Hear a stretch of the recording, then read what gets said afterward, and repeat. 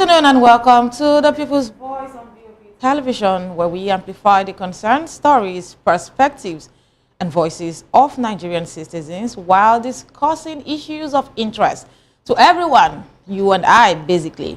My name is Adefunke Jayesimi, and today on the People's Voice, we are discussing the suggestions that the All Progressives Congress, APC, is sitting on a ticking time bomb, with internal cracks and divisions threatening to implode the party's chances of winning the 2027 presidential election.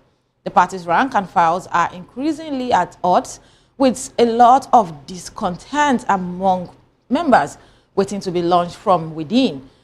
The uncertainty surrounding Vice President Kashim Shettima's future is posing a potential threat to the party's unity, while the battle for control of party structures between old loyal members and new defectors is reaching a boiling point. And trust me, this has been a major problem from state to state, even though the party is managing the internal conflict so much that they don't want the stories to come out, but it's been a lot of back and forth between old loyal members and new defectors, and how the government choose to complement or to settle the new members. Well, the recent protest at the party's headquarters in Abuja, where hundreds of members stormed the venue to complain about bias and unfair treatment against the old member, is a stark warning sign that the party's national leadership cannot ignore. And for citizens, it's something that we are particularly interested in. As one protester succinctly said that we don't want Aduda, we don't want PDP members, and stop PDP agents from hijacking APC FCT elections. The message is clear. The party's internal dynamics are obviously on the brink of chaos. But the situation is further complicated by the comments of Akim Baba Ahmed, the former spokesperson for the Northern Elders Forum, who faulted coalition talks, saying that the division among opposition leaders will be a major setback for the coalition. And according to him, none of the leaders is actually qualified to lead, and instead they should work behind the scenes. Baba Ahmed also talked about the competence and integrity of the persons involved. He added fuel to the fire, basically highlighting the deep-seated problems within the parties. And he said that there are divisions among coalition members, both from the PDP to the SDP to the ADC to Labour Party and to the baby about to be born, ADA, ADA. There is major division among coalition members, it clearly stated. He said none of these people should lead or be seen in a position that they are determining who should be in that coalition. Funny how people who are building coalition should not be determining who should be there and who should be the flag bearers. But it's called for a generational shift and a political shift away from the current crop of leaders. Is actually a clarion call for change that the party cannot ignore. How well can this coalition do with this? Because the ambition of the persons involved, I mean, it's clear, so loud for the deaf to hear. But however, amidst all of the politicking and infighting within parties and, I mean, within the corridors of powers among the political elite, one thing is clear and certain. The show must go on, and the real stars of the show are the Nigerian citizens, you and I, who are grappling with the harsh realities of life, including the recent hike in fuel prices. The Nigerian National Petroleum Company Limited has adjusted its pump prices from 9 to 945 naira per litre in Abuja and 915 naira in Lagos, leaving many Nigerians struggling to make ends meet. Well, our correspondent Matthew Ogusuada had the report. He was able to talk to the people, to get the impact of this hike and how it's been felt across the country, speaking with people specifically in Lagos State. But as the full price hike bites harder, other pressing issues are taking center stage in the nation. I mean, you can just say across the 36 states of the Federation, there's always something worrisome. And you would wonder, when exactly are we going to get this Nigeria of our dreams? In Osun State, the local government crisis is deepening with no end in sight. Meanwhile, 7 states have begun implementation of the Electricity Act signed into law by President Bola Ahmed Tinubu in a bid to improve power supply and boost economic growth. But these developments are unfolding against the backdrop of internal crisis within some of the country's major political parties, including the Social Democratic Party, SDP, where the national chairman and 2 others were recently suspended over allegations of financial mismanagement. You know, when you talk opposition, when you talk politicians, when you talk fresh wine, and you see what is happening within party structures, you might just want to question what is the criteria to be a politician in the first place. But the big question in all of this is, can the All Progressives Congress navigate its internal conflicts and deliver on its promises to the Nigerian people, or will the party's implosion pave the way for a new generation of leaders who are more responsive to the needs of its citizens? As the country continues to grapple with multiple challenges, from fuel price hike to local government crisis, electricity shortage, and of course the Senate, one thing is certain: the Nigerian people will be watching, and we will have our say, loud say, in 2027, because it's going to be us to decide. But it's time to take to the street. Let's see what ordinary Nigerians have to say about the recent fuel price hike and the Constitution Amendment proposal of the National Assembly. After this, we'll return to dive deeper into the story of the internal dynamics of the All Progressives Congress at the moment and what this means for the future. So please stay with us. Amend the Constitution so that every part of the country will have an equal right. You know, there's no equal right. Even though I don't know I have much to say, but I don't think I will put much, because I have already told you one certain day that I don't believe in one Nigeria, because it is not working. But I believe the equal right, if earlier been done, would have been the solution to this country, when everybody have an equal right to the leadership, the rulership, and down to the stream. But there is nothing like that. So Nigeria have not been one, and that is why things are not working. So whether the amendment of Constitution or not, the place they have to address is everyone equal right. You understand? Because now, when Buhari was there, he carried along all his people. Tinubu have entered there, he carried along his people. So there is no equal right. The other people, what are their position? What are the positions of other people or other tribes? So it's not right. So the only thing is to put things right, that everybody will have an equal right for the government and for every other offices in Nigeria.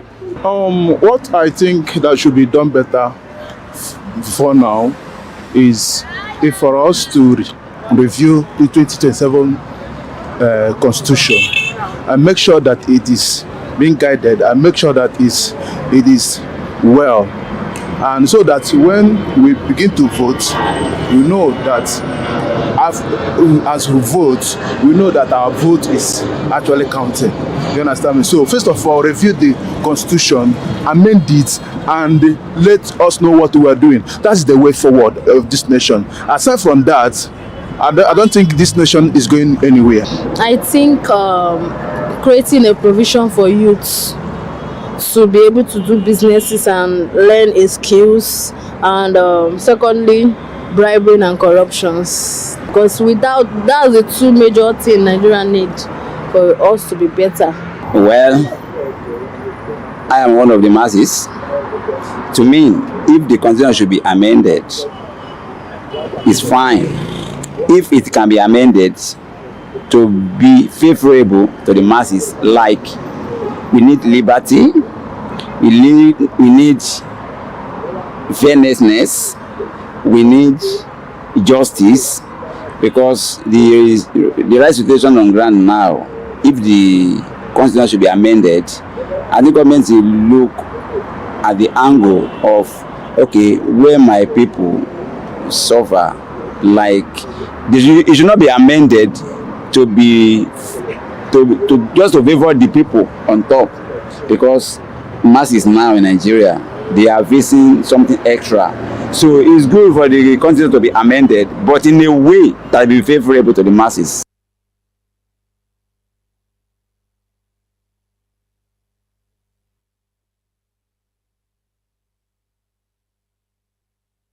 See, the issue is here is not when we talk of reducing of petrol price by, let's say, 1 naira, 2 naira, I think it goes us nowhere.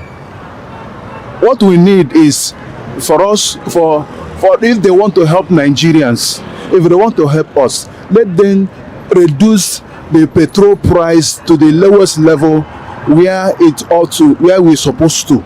We're supposed to reach the poor masses, so that commercial drivers, the transportation will be leveled, the food stock, see how the stock in the market is very, very high. Everything is very, very high in the market. No poor man cannot be able to afford food items. He cannot not be able to transport yourself freely from one place to another place with a little change you have in your hand. You understand me? So it makes it be very difficult for us, the poor masses, not to reach our targets. Even those that are actually working and ending their salary, all those things, it's not even enough for them to measure up with their lives. So I want, even though they are talking about hiking of the petrol price, it is not called for. Even though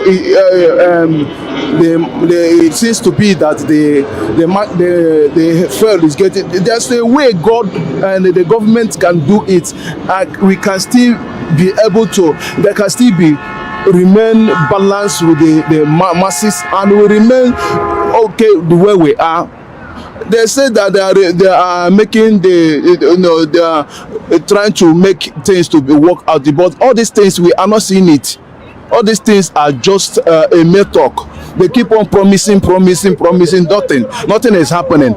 In the ordinary market, we see that things very, very, very high. No one is actually meeting up their targets, and that is why we're still going round and remain where we are. No movement, nothing on this place, nothing is happening. Lots, because whenever the price of petrol goes up, I believe many things go up with it, many things. So I don't know, but to me, for the price of petrol to go up again, why? I don't think it's a very good thing, because I can remember, like last 2 years, when the price of petrol went up, I know like how many things just went up with it in price. Like what we could buy like 1,000 before, after like 2 months that petrol price went up, it just suddenly became something we can buy like 3,000, 4,000, that time 3 times 4, because of just the price of petrol. So for the price of petrol to go up now again, things will be very terrible.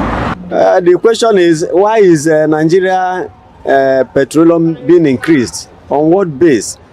Okay, is it just because of the fight that bring about? Because there's nothing that somebody will say this is what is happening in Nigeria, or something occurring in Nigeria that bring about the increment of fuel. You understand? So why is it that when something is happening elsewhere, then it will be affecting us here? You understand? Because even though the crude is ours, we have crude by ourselves. So if there will be any increment, it should be an international business. When Nigeria has been exporting, then the increment will be there, but not based on we that are having the resources. So I don't see the reason why NNPC should increase the fuel. It's not right, because we are the ones suffering it here, despite that we are the owner of the crude. And then for people to go to work now, increment on their fare on transportation. The people who are coming from bush, bringing commodities or goods into the city, increment on the goods, thereby skyrocketing the whole things, both the goods and the people coming from far distance. So government should know why things are going in this manner. They're supposed to help the people. We are talking about the economic meltdown in Nigeria, the hardship people are facing, but still there is no any help from the government. There is no solution. There is no assistance. Instead, every day you will be hearing one problem or the other. What is the problem? Does it mean that the people who are on top, or the leaders of this country doesn't think how to help the people. The things people are eating is very hard to afford. And then now increment on fuel. How will they go about to afford it when fuel is increased? And you know, when fuel increase, every other commodities fly up. I think they should come into conclusion on a particular fixed amount. So even diesel, a fixed amount should be placed on that particular area. There should be a fixed price on it, because price changing every day, it affects drivers, those traveling and coming. So they should work on that too.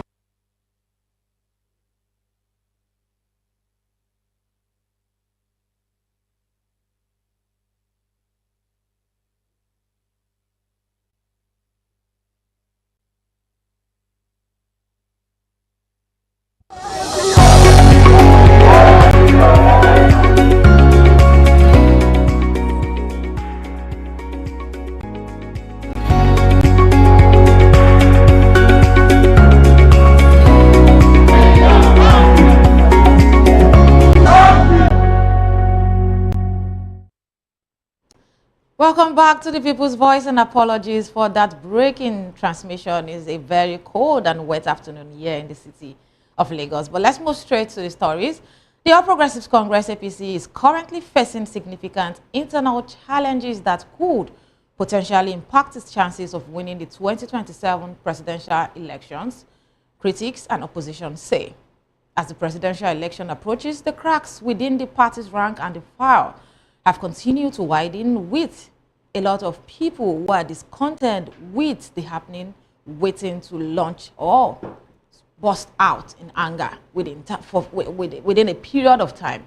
One major issue is the uncertainty surrounding the Vice President Kashim Shettima's future, which poses a major threat to the party's unity, and the battle for control of party structures between old loyal members and new defectors has also created tension within the party. The undue favor and advantage conferred on new defectors have also bred constant bile, frictions and animosity between the two sharply divided camps, all within a party. And in Abuja, hundreds of protesters recently grounded activities at the party's headquarters, complaining of bias and unfavorable treatment against old members. The protesters warned that they would or could wreak for all of the people that invest in. I'm just telling you this. I'm just giving you an example. Let me wait for you to land. I'm just giving you an example. Now, coming straight to your question. If you contribute to the success of a political party, that political party will measure your contribution directly and indirectly. For instance, what is going on now about Kwakwanso and Shettima. You recall that at the heat of that election,